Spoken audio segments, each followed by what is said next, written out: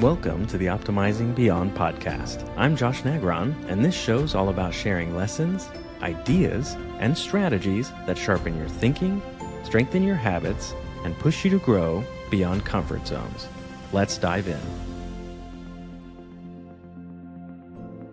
Welcome back to the show. Today I'd like to talk about a friend's book that I read, Remaining Human by Bart Paden. It is a book that talks about leadership, AI, and remaining human in not just today's highly digital age, but in this new changing landscape that can really affect not just our leadership, but our relationships in general. Now, I believe that AI is a tool, and like most tools, they're not inherently good or bad. They just magnify what's already there, like so many different tools do. So AI is going to act like a mirror and is going to be capable of magnifying and highlighting things that you want it to, and conversely, things you do not want it to. So we're going to cover things like how AI can provide a very strong illusion of efficiency, which for any business owner or entrepreneur is so valuable, but might also entail a dangerous trap. We're going to discuss the limitations of context and how we've all realized AI's shortcomings when it doesn't know enough about situations. Then we'll discuss what I call the universal temptation of really any leader and how AI can pull on those threads to make them even worse. The ever-growing echo chamber that AI can magnify, how this isn't just a CEO problem, it's an every person problem,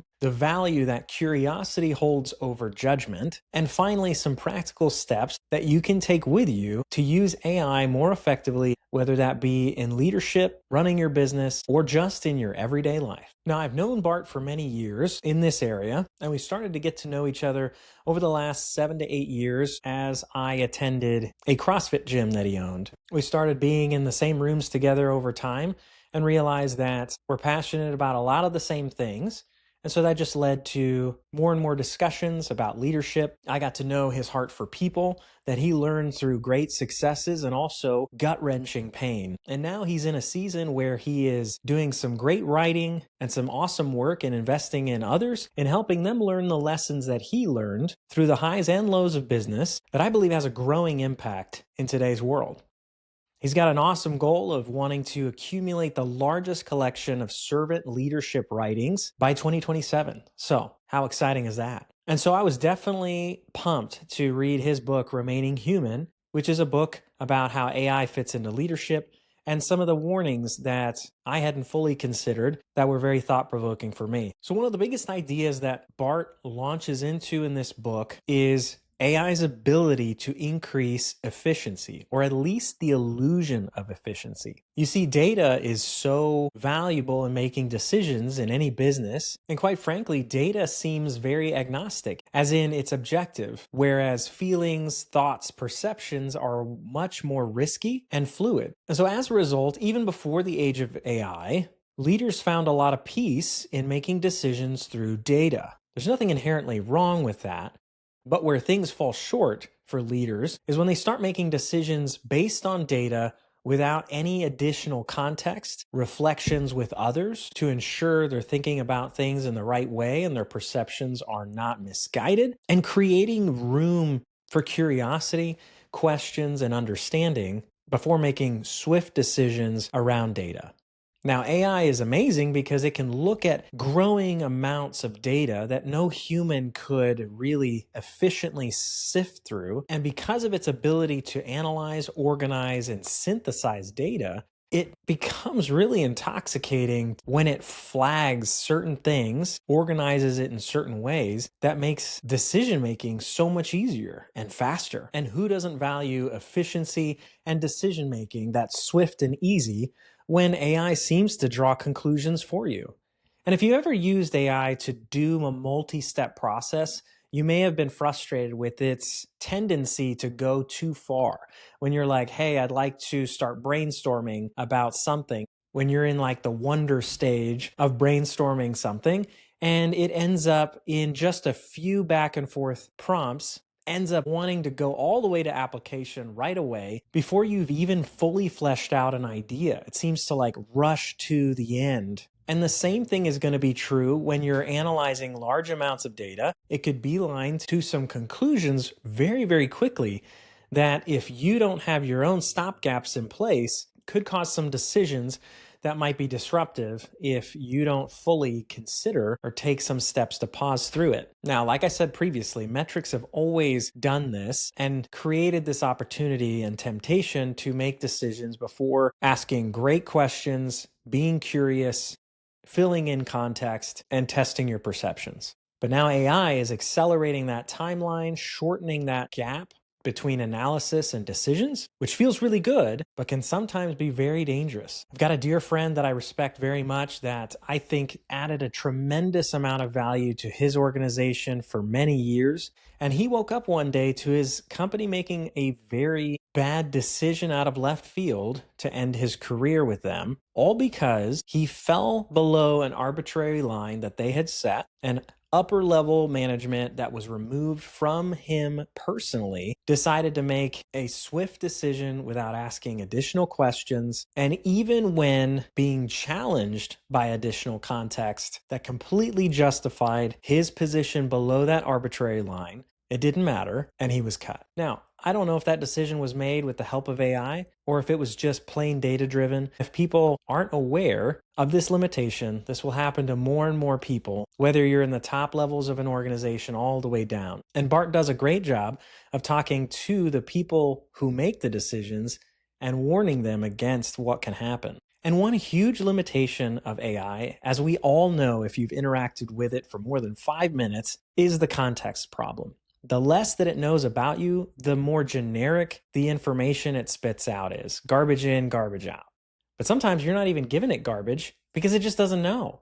And so when it knows so little about a situation, then what it gives you is not well informed. It's just like when you're asking advice to a friend, but you give them very little information. What are they supposed to tell you? It's very, very difficult for them to add value, even if they absolutely want to. AI is only as good as the context that it's given. And a lot of times, even when it's looking at all your data, you would think, well, it has obviously enough context. But there's so much context that's not just in the numbers. It's not going to know that Frank just got divorced or that Susie's husband just fell ill and is in the hospital. All that it's going to know is that maybe both of their numbers might be down and is likely highlighting those two individuals for disciplinary action or performance issues. The toughest part here is even when you're highly intentional, you don't always know what context to give AI in order for it to give you a more highly valuable response in its analysis. Even if you are a servant leader, you're not selfish, and you do really care about your people, you still have the responsibility to be in the driver's seat and take careful consideration in the things that it pops out, in the answers that it gives you pertaining analysis of big data that you give it. Now, I think this is a universal temptation.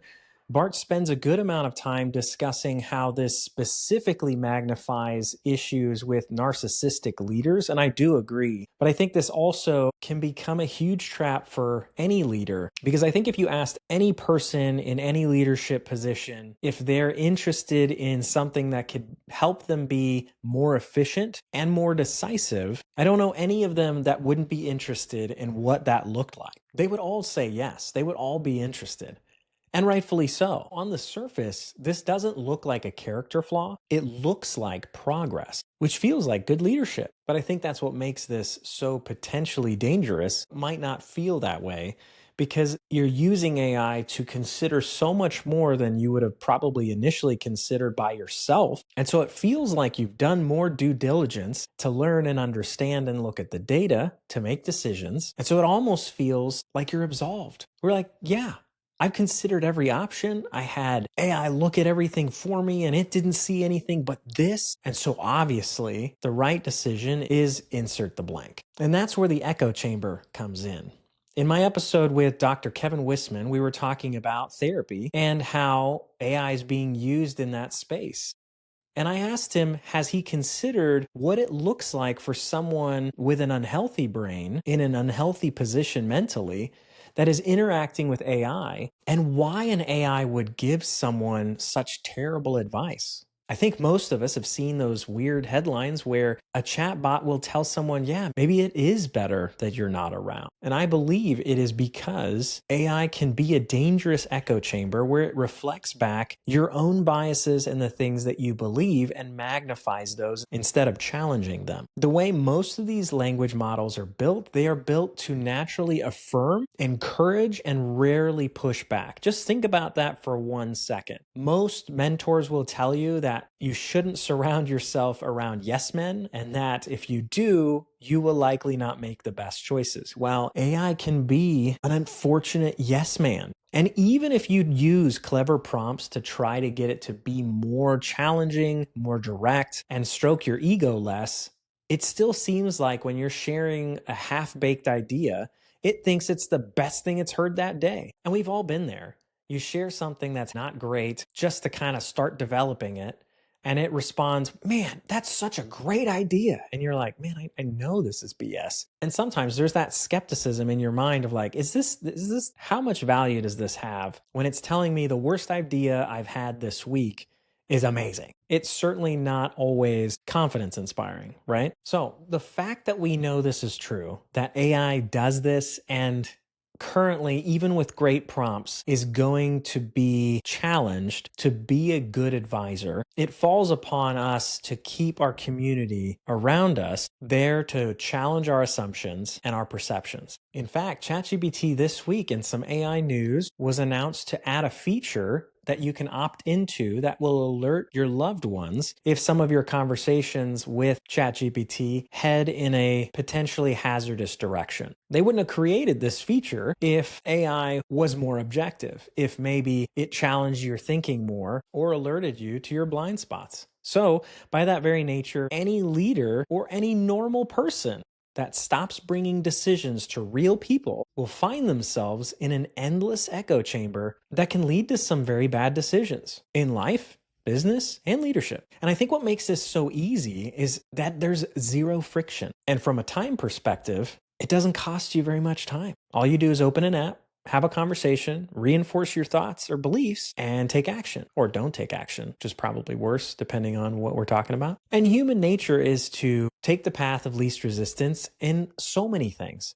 And for leaders especially, it takes time to be curious, to ask questions, to gain additional context. It also takes time to reflect your thoughts and perceptions with anybody in your circle to make sure you're thinking about things right, that you're headed in the right direction, ultimately that you're not mistaken. And I love something that Bart said in the book about this echo chamber situation is that it allows people to really shrug off additional responsibility in really putting the weight of any important decision on AI by saying, well, the data said so, or AI recommended it, or the system said this is the best decision or the best direction. Humans are excellent justification machines. Look at somebody who's made objectively terrible decisions in their life and watch how they talk about those decisions. Maybe they're the victim, maybe they blame others, nothing's their fault, the world is against them, or they just can't see how their bad decisions affected those that they care about most. And because human nature is that way, how easy is it going to be to justify the things that AI reinforces for you when you discuss things with it? So if AI is a mirror and it magnifies what it already finds,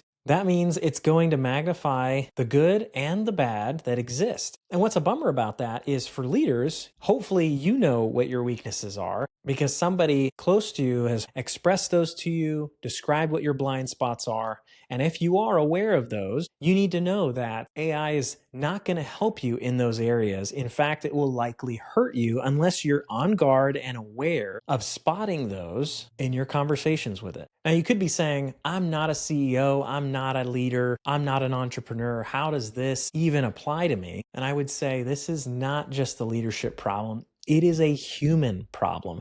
And that's why the book's title is so great, Remaining Human. In this age that is digitally connected more than ever, Kevin and I discussed the loneliness epidemic.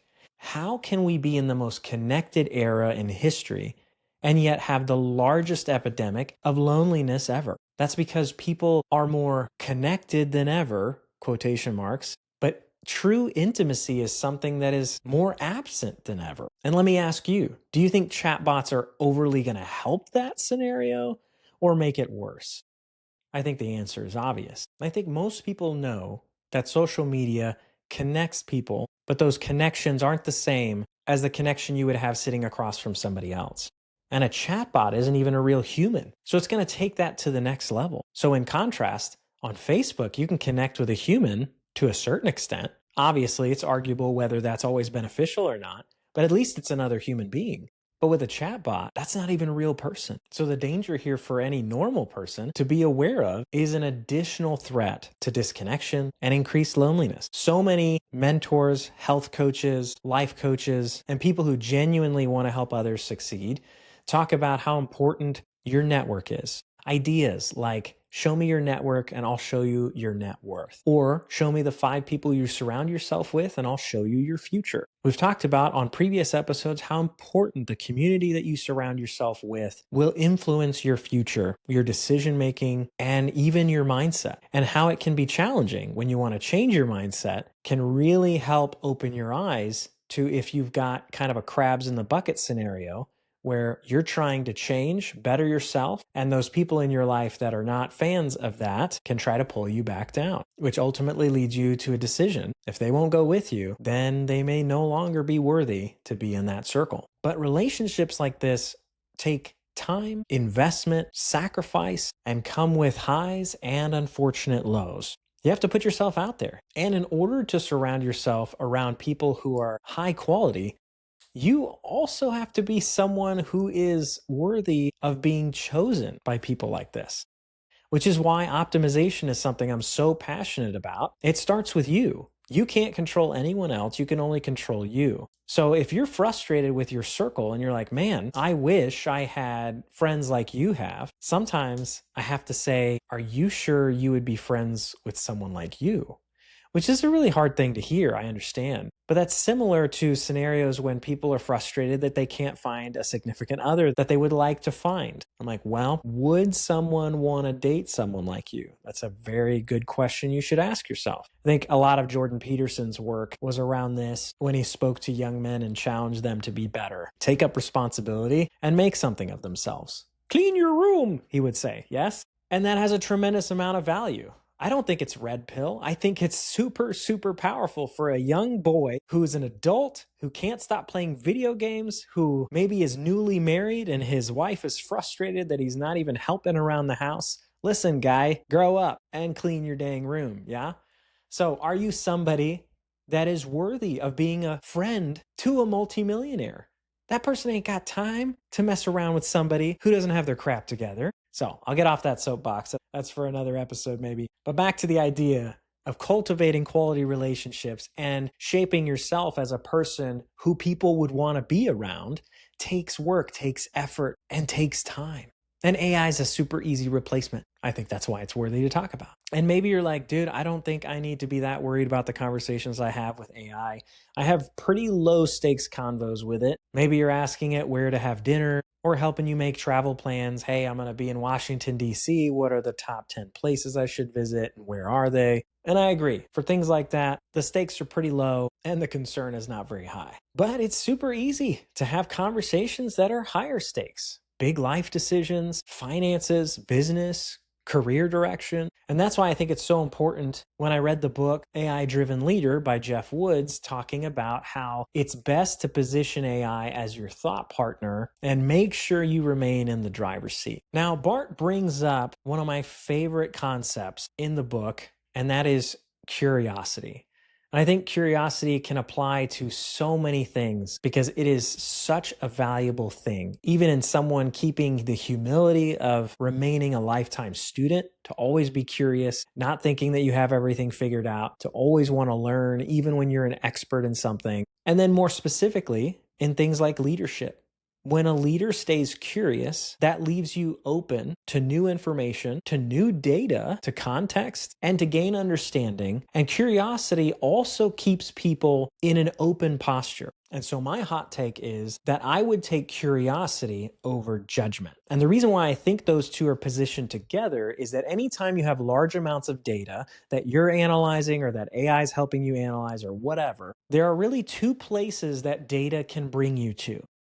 It can bring you to things that you should be curious about and ask questions on, or it can bring you to judgments, to decisions that you've already made when you see someone at the bottom of the production metric multiple times in a row. And I think what Bart highlights so well with curiosity is that it creates the space and time for context, questions, and perspectives. But time is valuable.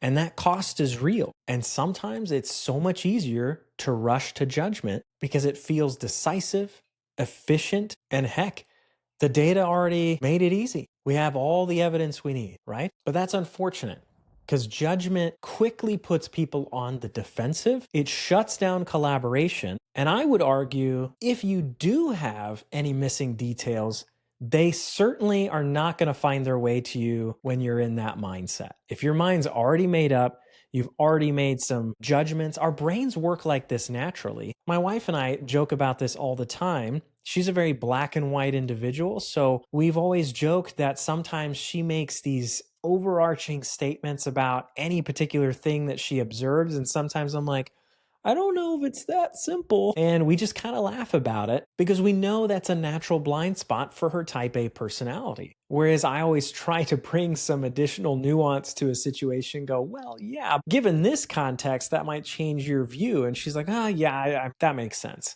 So I think regardless of your disposition, the brain naturally tries to draw quick conclusions from things that it's experienced in the past. It's a natural pattern recognition situation. The brain loves patterns and loves recognizing those things. And so it's so easy to make a judgment based on something that looks similar. When the data or the AI that analyzes that data gives you that landscape, your brain looks at it and could easily make some quick judgments that are arguably not complete. And what's funny about this nuance is once collaboration gets shut down and people are on the defensive, now progress slows and things become less efficient, ironically so.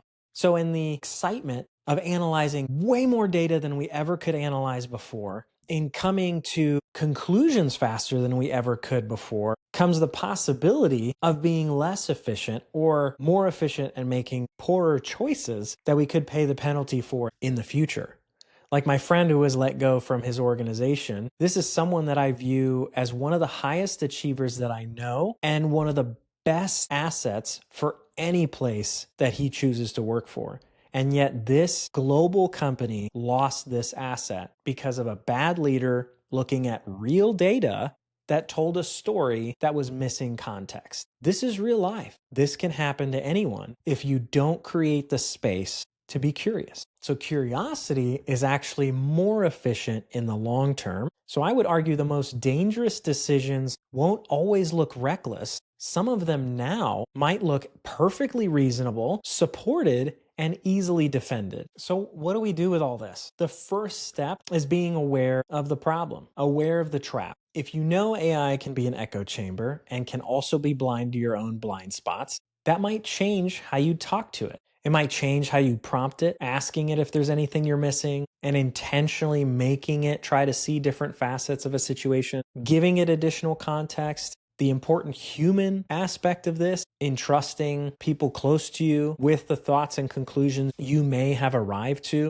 knowing that AI is going to affirm too much, approve too easily, and make ideas sound way better than they are almost every time, keeps you in the right position when you're digesting the information. Just knowing those things helps change how you interact with it. Is there something that I'm missing? How can I explore that? What are some additional questions I can ask? And then the famous interview technique of asking AI to ask you questions to draw out additional context so that it can maybe see something that you might be missing. And if you know that AI is going to magnify your strengths and weaknesses like really almost any tool can, then you know how to guard against those, explore what those are with trusted people close to you. And over time, you'll get good at recognizing when those appear, either in your own head or in the chatbot in front of you. And probably one of the most important things is to stay curious, opening that time and keeping it available, creating that space for time where curiosity can exist, where you can ask those questions, gain the understanding, and receive additional context that might affect your decision or change your perception. And lastly, always keep real people in the loop. Having soundboards around you that you trust is so valuable before the age of AI, and now arguably even more so. Is this a good idea? Am I on the right track? What am I missing? What do you think? These are great questions that you can share with people that you most care about, because hopefully they will tell you what you need to hear, not what you want to hear. And that is the real test of a true friend.